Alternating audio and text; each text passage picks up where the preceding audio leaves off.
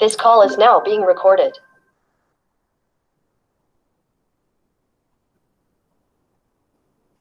अस्सलाम वालेकुम बेटा। आज जो हमारा टॉपिक है वो है measuring specific latent heat of vaporisation. Measuring specific latent heat of vaporisation, ये छोटा सा एक बड़ा मजे का टॉपिक है। ये देखें, फर्ज करें आप कह लें, इसको इस तरह से कह लें जी कि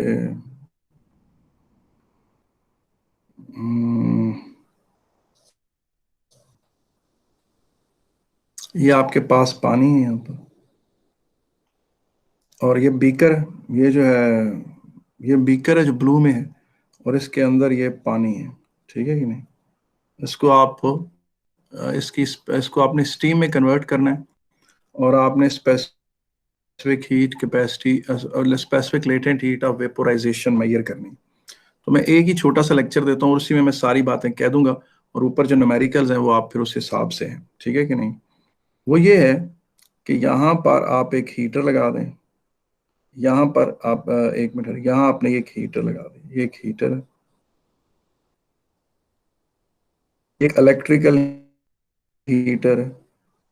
ठीक है कि नहीं? और ये आप इसको, यहाँ से बैटरी है, बैटरी क्या करती है, केमिकल एनर्जी को इलेक्ट्रिकल एनर्जी में कन्वर्ट करती है, और वो इलेक्ट्रिकल एनर्जी हीटर में आकर हीट एनर्जी में कन्वर्ट हो जाती है। यहाँ पर आप एक वेरिएबल रेजिस्टर लगा लें, और यहाँ पे एक एम मीटर लगा लें, और इसको यूं ला के जोड़ दें, और यहाँ पर आप वोल्ट मीटर लगा लें, और वोल्ट मीटर और एम मीटर के प्रोडक्ट से आप कैलकुलेट कर सकते हैं वो पावर जो इस हीटर को दी जा रही है। हीटर किधर है? ये वाला हीटर है। हीटर में क्या हो रहा है? इलेक्ट्रिकल एनर्जी हीट एनर्जी में कन्वर्ट हो रही है, और वो हीट एनर्जी किससे मिल रही है? वो वाटर को मिल रही है। ठीक है कि नहीं? और हम अपनी स्टॉप वॉच ऑन तब करेंगे जब बॉइलिंग स्टार्ट हो जाएगी। स्टॉप वॉच हमारे पास पड़ी हुई है, ठीक है कि नहीं? और यहाँ पर नीचे बीकर के नीचे एक इलेक्ट्रॉनिक बैलेंस है, वो हमें mass of beaker plus water किसी भी स्टेट पे बताता है। और पुरानी रीडिंग में से नई रीडिंग माइनस करें तो हमारे पास मास ऑफ अवेपोरेटेड वाटर आ जाएगी। वो वाटर जो यहाँ से स्टीम की शक्ल में यूं यूं उठ उठ के यूं यूं जा रहा है, सराउंडिंग की तरफ फैलता चला जा रहा है। अच्छा, अब इसमें ये बात आ रही है कि इसमें हीट लॉस भी हो रही है। ठीक है कि नहीं? इसमें जो हीटर हीट दे रहा है, तो वो वाटर से सराउंडिंग में यूं यूं जाया हो रही है, हीट सराउंडिंग में ज़ाया भी हो रही है। ठीक है ना? हीटर की हीट खाली वाटर को स्टीम बनाने में खर्च नहीं हो रही, बल्कि वो यहाँ से ज़ाया भी हो रही है, किसी उस शक्ल में, किसी भी शक्ल में ज़ाया हो रही है। कंडक्शन, कन्वेक्शन, रेडिएशन की शक्ल में ग्रीन एरोज रिप्रेजेंट करते हैं वो हीट जो हीटर से वाटर को नहीं मिली बल्कि सराउंडिंग में चलेगी। ठीक है कि नहीं? और क्या कहते हैं, यूं आप मैयर कर सकते हैं सारा कुछ, और ये स्टॉप वॉच ऑन हुई हुई है। अब यहाँ पर बहुत सारी बातें जो है ना, heat supplied by the heater, उसको आप लिख सकते हैं electrical energy supply, electrical energy converted into heat. वो क्या है? Electrical energy converted into, electrical energy converted into heat, वो होगी जनाब वोल्टेज इनटू करंट। ठीक है कि नहीं? Into time. ठीक है कि नहीं? और अगर electrical energy converted into heat पर सेकंड निकालना हो तो वो रेट हो गया उसको, वो फिर उसमें से टी आप बंद कर देंगे। ये होती है हीटर ने जो हीट दी है। अब जो हीटर ने हीट दी है उसको देख लेते हैं। Electrical energy provided by heater, electrical energy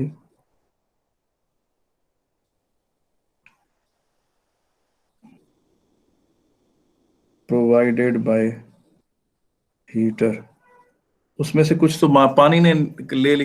in heat picked up by water in converting into steam, picked up by water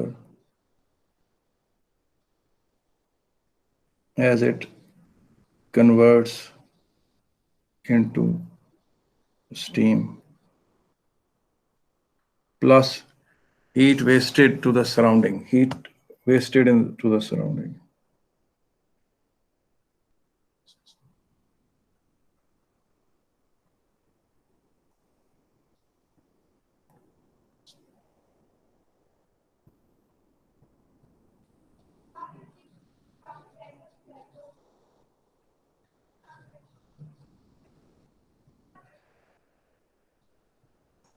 heat wasted to the surrounding water, ठीक है ना, electrical energy provided by the heater और plus heat picked up water as it converts into steam plus heat wasted to the surrounding, ठीक है। यानी इसकी जो हिसाब किताब बनेगा वो यूं कुछ बनेगा, V1T is equal to ML प्लस ये जो है Q heat wasted to the surrounding, QL कह लें, QL यानी heat loss to the surrounding.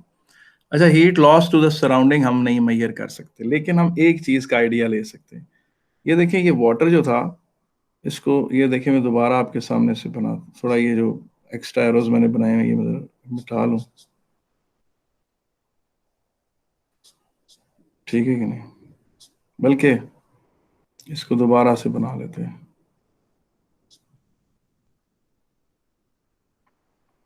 ये वो बीकर है, ठीक है कि नहीं, और ये इसमें पानी पड़ा हुआ है, ये पानी पड़ा हुआ है, ठीक है कि नहीं। अब इस पानी का जो टेम्परेचर है वो है 100 डिग्री सेंटीग्रेड, और सराउंडिंग का टेम्परेचर है लेट से 20 डिग्री सेंटीग्रेड।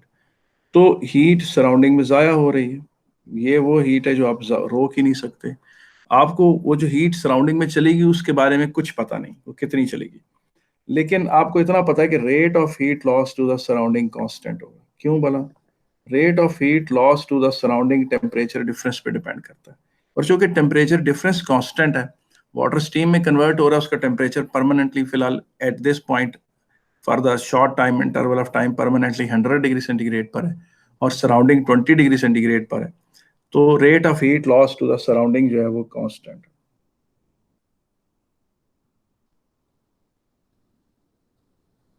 उसको हम H से रिप्रेजेंट कर, rate of heat loss to the surrounding, ये कांस्टेंट है। इसका मतलब ये है कि अब आप वापस आ जाएं, electrical energy provided by the heater is equal to heat picked up by water as it converts into steam plus heat wasted to the surrounding. आप अगर दोनों तरफ, सारी तरफ T से डिवाइड कर देंगे तो क्या होगा, VI is the power given to the system, ML over T plus QL over T,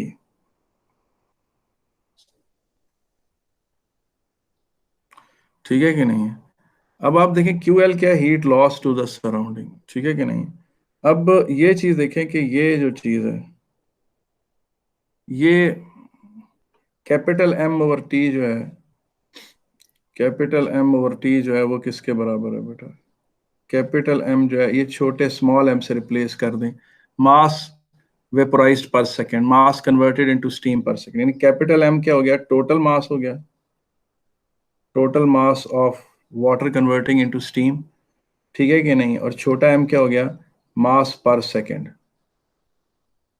of water converting into steam, क्योंकि जब कैपिटल M को T से डिवाइड करेंगे तो अब ये आपके पास बात बन जाती है, छोटा m L प्लस, और ये जो चीज़ है जिसको मैं अभी QL ओवर T जो है वो जिसको आप यूं जाहिर कर दें, ये है rate of heat loss to the surrounding, ये rate of heat loss to the क्या है, सराउंडिंग है, ठीक है, और ये कांस्टेंट रहेगी। अब अमूमन ये होता है कि rate of heat loss to the surrounding है तो कांस्टेंट, मगर हम इसे मेजर नहीं कर सकते। तो हम ऐसा करते हैं कि हम ये एक्सपेरिमेंट इस तरह से परफॉर्म करते हैं कि हम दो पावर रेटिंग्स पे कर लेते हैं। यानी दो पावर रेटिंग्स का मतलब ये है कि ये आपके पास पानी है, ये आपके पास यहाँ इलेक्ट्रिकल हीटर है, और यहाँ पर आपने जनाब लगाया हुआ है वोल्ट मीटर, और यहाँ पर आपने लगाया हुआ है एम मीटर। अब वोल्ट मीटर और एम मीटर का प्रोडक्ट आपको एक पावर दे रहा है, प्लस नीचे इलेक्ट्रॉनिक बैलेंस है। इलेक्ट्रॉनिक बैलेंस की फाइनल रीडिंग में से इलेक्ट्रॉनिक बैलेंस की इनिशियल रीडिंग में से फाइनल रीडिंग माइनस करें तो आपके पास मास ऑफ वाटर एवेपोरेटेड या mass of water boiled, sorry evaporated लफ्ज नहीं इस्तेमाल करना चाहिए, बॉइल्ड अवे का मास आ जाता है। उसको टाइम से डिवाइड कर दें, टाइम आपने स्टॉप वॉच साथ रखी हुई है जो वहां से स्टार्ट होगी जब बॉइलिंग बिगिन हो जाएगी, और बॉइलिंग आप टेम्परेचर को इंडिकेट करने के लिए यहाँ थर्मोमीटर साथ लगा लें ताकि आपको पता चल जाए कि boiling at 100 degree centigrade start हो चुकी है। अब आप उसके जरिए आप M1 वो मास है, मास पर सेकेंड, और L latent heat of vaporisation, और plus H rate of heat loss to the surrounding जो कि आपको पता ही नहीं। फिर आप इस, और आपको पता है कि ये ऊपर इस सर्किट के यहाँ पर ये स्विच है, ये वेरिएबल रेजिस्टर एक लगी हुई है, अब वेरिएबल रेजिस्टर की वैल्यू चेंज करने से करंट चेंज हो सकता है। आप इस एक्सपेरिमेंट को दोबारा परफॉर्म करें, दोबारा पानी को उसमें कन्वर्ट करें स्टीम में, और दूसरी बार आप नई पावर के साथ ये एक्सपेरिमेंट करें, और उसमें छोटा एम निकाल लें। छोटा एम क्या है? Mass of ice, mass of water conduct converted into steam पर सेकेंड, प्लस एच आ गया। अब आप बड़ी पावर में से छोटी पावर को सब्ट्रैक्ट कर दें। तो अब आप देखें, इस तरीके से जब आप मेजर करते हैं तो आपने heat loss to the surrounding को अपनी उसमें लिया भी है गिनती में, और उसको तरीके से आपने एलिमिनेट कर दिया। इस तरीके से आप जो है वो मास ऑफ आइस को आराम से, mass of water converting into steam के थ्रू आपने ये लेटेंट हीट ऑफ आपने निकाल ली, वेपोराइजेशन। ये आपके पास इसकी वैल्यू आ गई।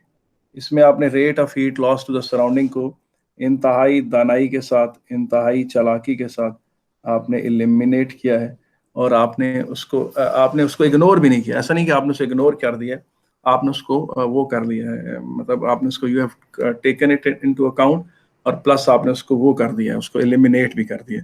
तो ये तरीका है जो ऊपर वाले सारे न्यूमेरिकल्स में चलता रहेगा। ऊपर वाले सारे न्यूमेरिकल्स मोर और लेस इससे रिलेटेड हैं, इस सारी फिलोसफी से। ये तो था जनाब स्टीम का एक specific latent heat of steam को मेजर करने का एक तरीका। प्लस इसका एक और एनालिसिस भी है, वो ये है कि इस पे फर्स्ट लॉ ऑफ थर्मोडायनेमिक्स दिया लगाया जाता है। वो ये है कि जब वाटर स्टीम में कन्वर्ट होता है, तो वाटर जब स्टीम में कन्वर्ट होता है तो स्टीम का वॉल्यूम बहुत ज़्यादा होता है। स्टीम, ये जो ब्लू में है ना, ये सारी वो स्टीम है जो नीचे वाले वाटर से कन्वर्ट हुई है, और ये स्टीम एटमॉस्फेरिक एयर को पुश करती है और अपनी जगह बनाती है। ज़रा पहले तो ये यहाँ पर हवा थी, तो उसने हवा को पुश किया। अब ये जो पर्पल में एरोज दिखा रहा हूँ, ये वो है हवा जिसे पुश करके ब्लू एरोज ने पर्पल एरोज को पुश किया, या स्टीम ने एयर को पुश करके अपनी जगह लेना। इसे कहते हैं work done against the surrounding. और ये वर्क डन किसके बराबर होता है? ये वर्क डन बराबर होता है जनाब atmospheric pressure minus volume of the steam minus volume of the water of the same mass. ये आपका वर्क डन हो गया जनाब। ये वर्क डन किसने किया है? स्टीम ने किया है, ठीक है। और फिर हीट कितनी एब्जॉर्ब की है स्टीम ने? वो की है जी ml, ठीक है। बाज लोग एल के साथ छोटा सा वी लगा देते हैं, ये इंडिकेट करने के लिए कि ये specific latent heat of vaporisation. अब आप देखें internal increase in internal energy, first law of thermodynamics के पर्सपेक्टिव से देखें तो heat supply to the system plus work done on the system होता है। अब चूंकि इस केस में आपने हीट तो जो सप्लाई की वो mlv थी, लेकिन वर्क डन तो आपने नहीं किया। आपने तो वाटर को कंडेंस नहीं किया, बल्कि वाटर एक्सपैंड हुआ, उसने सराउंडिंग पे वर्क किया, एटमॉस्फेरिक एयर को पुश किया, तो वो वर्क डन आपका यहां आ जाता है,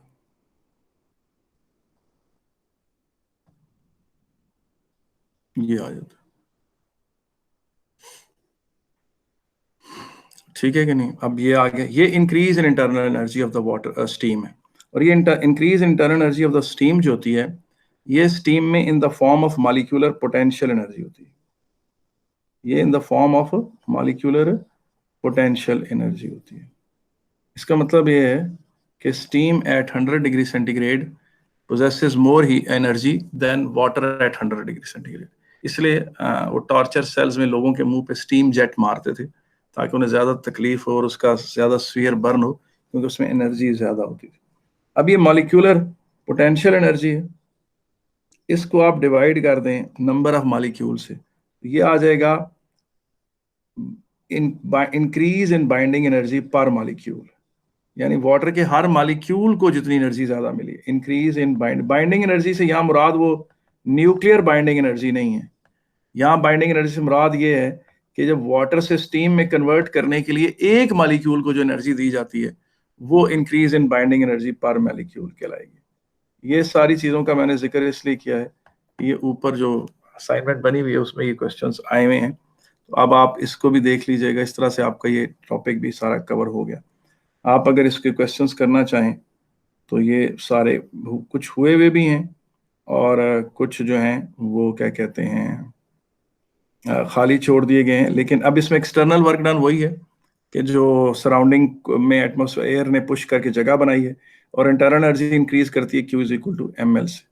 और ये देख लें, इसमें भी वही बात होगी कि आपने specific latent heat of vaporisation जो निकालनी है वो आपने किस तरह से निकालनी है, वो आपने निकालनी है कि पावर V1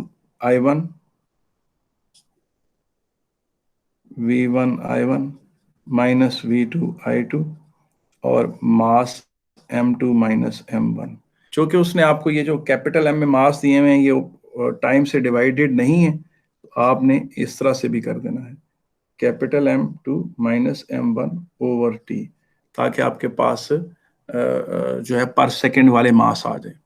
ठीक है कि नहीं? तो ये था जनाब सारा measuring specific latent heat of vaporisation. ठीक है। फिर पेपर में एक बहुत फेमस क्वेश्चन आता होता है, बहुत ज्यादा दफा पूछा गया है, मैं दोबारा उसको दोहरा देता हूँ, वो क्या है आखिर में मैं बता देता हूँ। ये पेपर में काफी दफा पूछा गया है कि जनाब आप देखें latent heat of vaporisation water की कितनी है। लेटेंट हीट ऑफ, बेटा ये पेपर में क्वेश्चन बहुत दफा आया जो मैं भी बताने लगा हूँ। ये देखें latent heat of vaporisation of water, और ये देखें ये लेटेंट हीट ऑफ फ्यूजन है। लेटेंट हीट ऑफ वेपोराइजेशन क्या होती है? जो 1 kg वाटर को स्टीम में कन्वर्ट करती है। और लेटेंट हीट ऑफ फ्यूजन क्या होती है? जो 1 kg आइस को 1 kg वाटर में कन्वर्ट करती है। तो अब इन दोनों में से अगर आप देखें तो latent heat of vaporisation divided by latent heat of fusion जो है वो 22640 ओवर 33600, तो ये बन जाएगा, आप देखेंगे 6.7 आता है। इसका मतलब है लेटेंट हीट ऑफ वेपोराइजेशन जो है वो लेटेंट हीट ऑफ वेपोराइजेशन वो much much bigger than latent heat of fusion से काफ़ी बड़ी है। तो क्यों, ये पेपर में क्वेश्चन पूछा जाता है कि क्यों बड़ी है।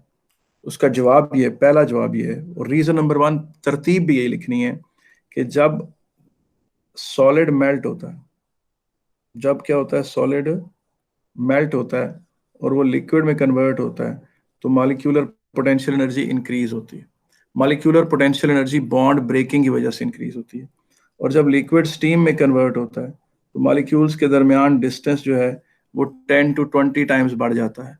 तो यहाँ जो rise in molecular potential energy है वो मच बिगर, ठीक है कि नहीं? During melting, during boiling,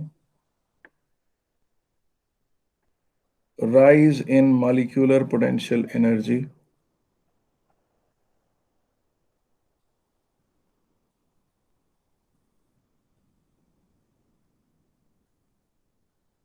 is much bigger than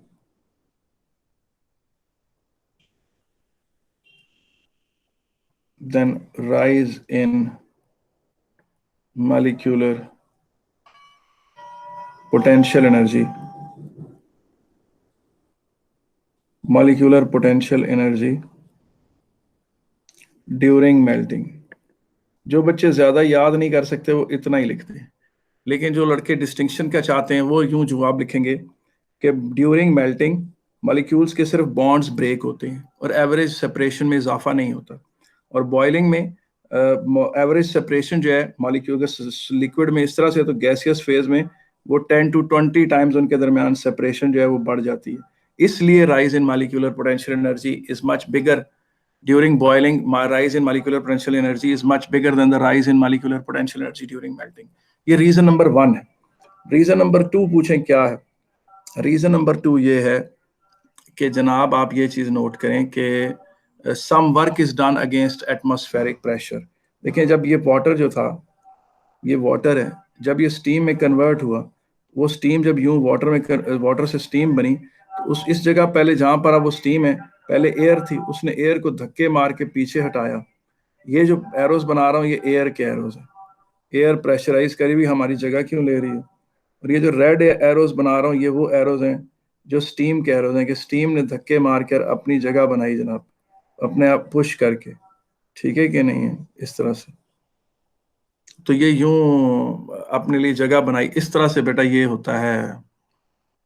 some work is done against atmospheric pressure, तो ये एटमॉस्फेरिक प्रेशर, हाँ some work is done against atmospheric pressure, and ये भी रीजन नंबर 2 है। इसलिए latent heat of vaporisation latent heat of fusion से काफी ज्यादा है। यहाँ पर हम अपनी गुफ्तगू को खत्म करते हैं।